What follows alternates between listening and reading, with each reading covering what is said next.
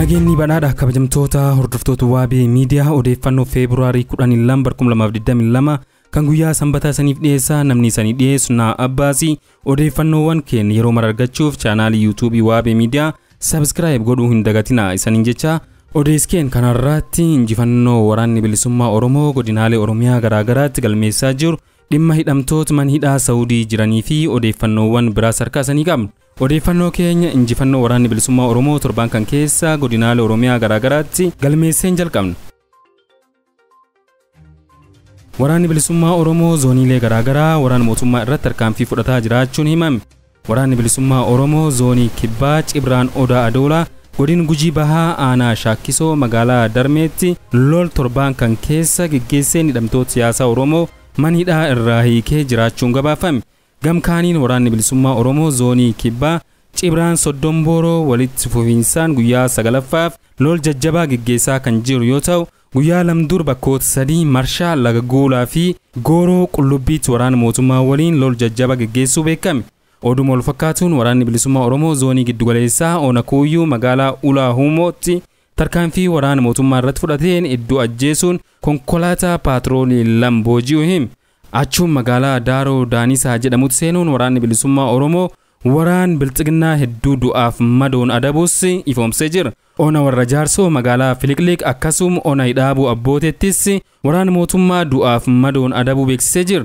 Oduu waraanni bilisummaa Oromoo gamlixa Oromiyaatiin ammoo waboon zoonii lixaa magaalaa hedduu to'annoo isaa jalgalfachuun yeroo himamaa jiru kanatti magaalaa Naqamteessi to'achuuf marsee jiraachuun himameera. Odeeffannoo wal fakkaatuun waraanni bilisummaa Oromoo zoonii Kibbaa ajajaa dhibbaa dabalatee waraana mootummaa 40 ajjeesuu hime. Waboon Kibba Oromiyaa Gujii lixaa aanaa Bulehoraa ganda Gaalleessaa bakka addaa Baantee Adaamaa jedhamutti lol geggeesseen ajajaa dhibbaa Akiliiluu Tsaggaayee Nigaatee dabalatee 30 ol ammoo madoo taasisuun qawwee BKM 1 fi AKM 11 irraa hiikuun galii taasisee jiraachuu dubbii himaan woboo idil addunyaa beeksise. Lolli woboo fi waraana bilxiginnaa gidduutti geggeeffamu Gujii Bahaa aanaa Sabbaa Boruu ganda Siree Buqqee bakka addaa Qiliixaa jedhamutti kan geggeeffamu yoo ta'u waraana bilxiginnaa paatroolii 4 haaxee hidhuun haleellaa irratti raawwateen barbadeessee jiraachuu dubbii himaan woboo idil addunyaa Odaa Tarbii dabaluun himeera. Lola gurraan dhal torba 2022 aanaa Sabbaa Boruu keessatti waraana bilisummaa Oromoo fi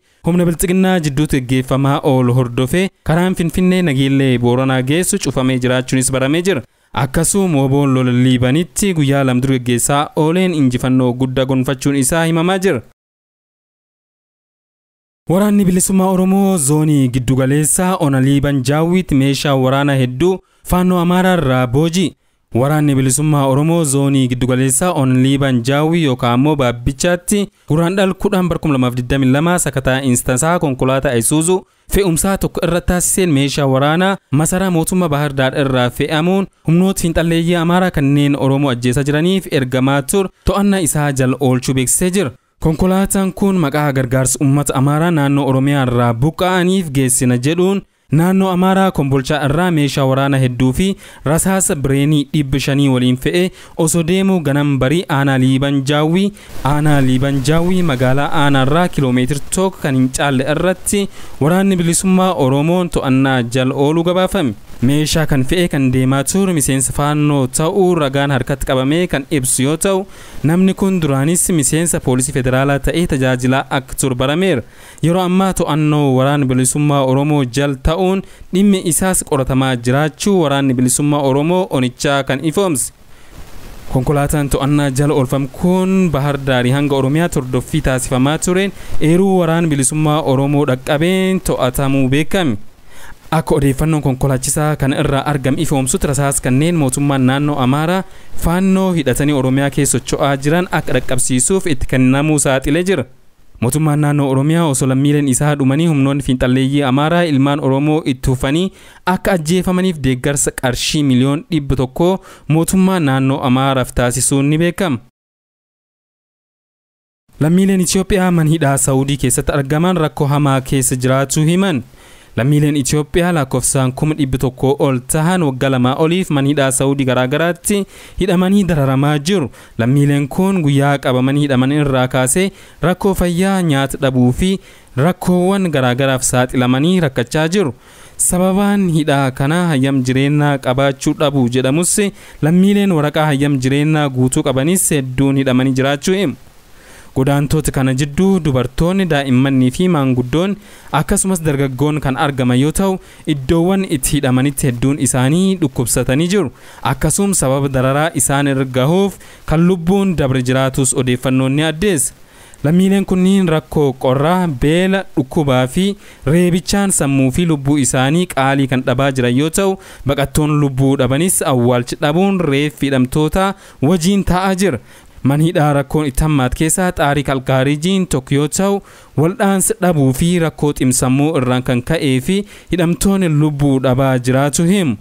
Hidhamtoonni kunniin osoo lubbuun jirru nuu birmadhaa jechuun waamicha lammummaa fi sabummaa uummattoota Itoophiyaa fi mootummaa Itoophiyaaf dhiyeessanii jiru. Rakkooleen hidhamtoonni kun ittiin dararamaa jiran dhukkuba daddarbaa kanneen TB, qaama shiifinneessuu fi waldhaansa uffataa fi nyaataa gahaa dhabuu akkasumas bakki ciisichaaf mijataa ta'e dhabuun rakkoo hamtuu keessummeessaa jiraachuu himatu. Hidhamtoonni kun waggoota tokko oliif uffanni qaama isaanii irraa dhumuun peestaal balfi ittiin gatamuun qaama isaanii haguuganii jiraataa jiru. Manneen hidhaa dararaan itti hammaatu kanneen akka Jiizaan, Riyaad, Jiddaa, Xaariq Alkaarjii, Shumeesii, Xaa'ir, Haayirii fi kanneen biroo yoo ta'an, tilmaamaan lammiileen Itoophiyaa 100,000 oltu manneen hidhaa kan keessa dararamaa jira. Guyyoota lamaan darban kan keessa manneen hidhaa keessatti sababa dhukkubaa fi rakkoo qorqalbiitiin hidhamtoonni lubbuu dhaban jiru.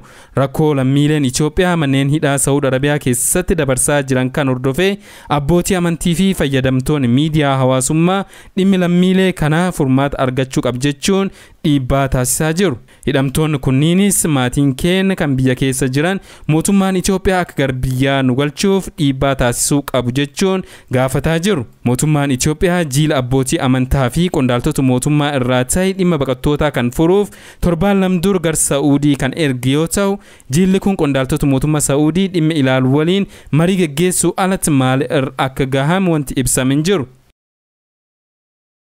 Dhuma kan hin qabne dararaa lammiilee keenyarra gahuu jiru dhagahuun mataan isaayyuu nam sururaa jedhe Koongireesiin Federaalaa Oromoo ibsa baaseen. Lammiilee Itoophiyaa Saawud Arabiyaa dararamaa jiran ilaalchisee Koongireesiin Federaalaa Oromoo ibsa gurraandhala 3 bara 2014 akka lakkoofsa Itoophiyaa baaseen imaammattoonni guddinaaf jedhamanii biyya keenya keessatti bahan hirmaachisaa fi sirrii ta'uu dhabuudhaan gariin hojii irra hin oolan, hanga ta'e hojii irra oolanis fedhii namoota fi garee muraasaaf giddugaleessa waan taasifamaniif fedhii uummattoota keenyaa otoo hin guutiin karaa taaf. Guddinni dhibbeentaa hanganaa galmaa'eer jedhamus qabeenya namoota muraasa fooyyessuu irraan kan hafe lammiilee agabuu isaanii oolaa bulaniif hin yaadamu. Xiyyeeffannoon kennamus gad aanaadha. Lafa bal'aa fi qabeenya uumamaa hedduu otoo qabnu haalaan misoomsuu dadhabuudhaan kan ka'e lammiileen keenya jireenya dhuunfaa fi maatii isaanii fooyyessuuf jecha haala baay'ee sodaachisaa fi yaaddessaa ta'e keessa gar godaansatti qajeelu. Karaa biraatiin bulchiinsi siyaasaa biyya keenya walxaxaa ta'uu irraan kan ka'e lammiileen kan baqachuuf biyyarraa godaanan lakkoofsi isaanii layoo mitii jedhe. Ittuma fufuudhaan ibsichi waggoota 30 dabran keessa qofa lammiileen keenya fedhiin siyaasaa fi diinagdee guutuu fi dhabuudhaan gar biyyoota hambaatti keessumaa gar biyyoota Arabaatti yeroo godaananitti hurrii gammoojjii irbaat kashlabbeewwanii fi bineensota galaanaa ta'anii hafaniiru. Keessumaa biyya Liibiyaa galaan cinaa dardaraan qalamanii fi yeroo dheeraadhaaf biyya Saawud Arabiyaatti nama dhuunfaa fi tibbana ammoo jumlaadhaan manhidhaatti ukkaanfamanii dararaan isaan keessa jiran nam surur. Yeroodhaaf wantoonni baay'een nutti hafanii mootummaan lubbuu lammiilee kanaa otoo baraare gaariidha. Qaamoleen jechaa jiran hedduudha. Kaafa'oonis yaad kan ni deeggar kan jedhu ibsichi hanga ammaatti lubbuu hedduu dhabnus mootummaan lubbuu lammiilee hafanii baraaruuf tarkaanfii hatattamaa akka fudhatu ni gaafannaa jechuun ibsi isaa kan goolabee jira. Hoggantoonni ABO lagannaa nyaataa Artuuraan hospitaal seenan. Hoggantoonni adda bilisummaa Oromoo hidhaa seeraan alaa mormuun lagannaa nyaataa eegalan dadhabanii gara hospitaalaa geeffamuu isaanii pirezidaantii Waldaa Maccaa fi Tuulamaa Dirribii Damissee Addis Standard Team.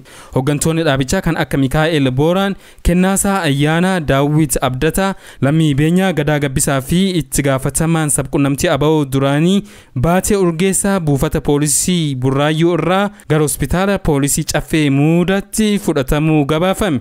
Hooggantoonni ABO halkan kaleessa hospitaala galuu isaanii kan eeran dirribiin ogeeyyiin fayyaa nyaata nyaachuu waan hin dandeenyeef dura gulukoosii wal'aanamuu akka qaban dubbatanii jedhan. Itti gaafatamaan sabquunnamtii ABO Lammii Gammachuu ogeeyyiin fayyaa hospitaala poolisii jiran hooggantoonni kunneen waan dadhabaniif itti gaafatamummaa hin fudhannu jechuun osoo hin wallaanin deebisanii jedhe. Ganam kaleessa poolisiin Oromiyaa deebisee hospitaal fidee jedhe obbo Lammiin. Itti dabaluunis abukaatoon isaanii fi maatiin akka hin ilaalleef dhorkamanii jiruus jedhe. Itti gaafatamaan sabquunnamtii ABO Kennaasaa Ayyaanaa of wallaalee jira. Akkasumas Mikaa'el Booranii fi Baatee Urgeessaa haal yaaddessa keessa jiraachuu eereera. Haati warraa Baatee Urgeessaa Beezaa Haayilee abbaan warraa koo maal akka ta'e hin beeku cinqii keessaan jira jetti.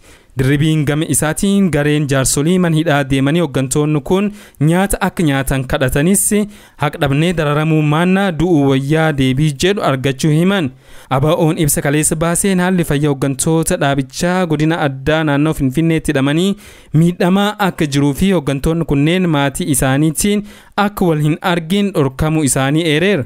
Addi Bilisummaa Oromoo mootummaan paartii badhaadhinaatiin hoogganamu miseensota ABO hidhaa jiran gidirsaa jira jechuun himata Koomishinii Mirga Namummaa Itoophiyaatiif komii dhiyeessus deebii hin argan. Hordoftoota keenya odeeffannoon ammaaf qabnu haa ganumaa qophii keenya biraatti walitti gad deebinuutti nagaa keessa turaa saniin jenna.